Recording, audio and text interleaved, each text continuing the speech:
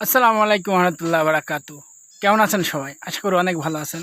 আমি খুব ভালো আছি, আপনাদের দোয়ায় ও ভালোবাসায় ফের চলে আসলাম আপনাদের মাঝে ফের একটা ভিডিও নিয়ে।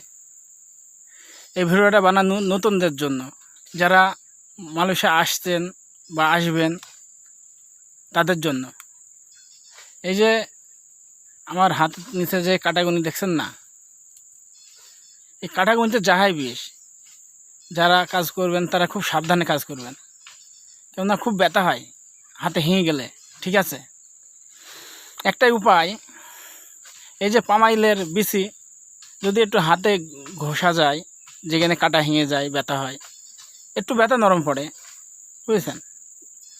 আর যদি ভালো লাগে ভিডিওটা, লাইক কমেন্ট শেয়ার দিয়ে অবশ্যই পাশে থাকবেন। আমিও চেষ্টা করব ইনশাল্লাহ আপনাদেরকে লাইক কমেন্ট শেয়ার ব্যাক দেওয়ার। তো সবাই ভালো থাকবেন। আল্লাহ হাফেজ।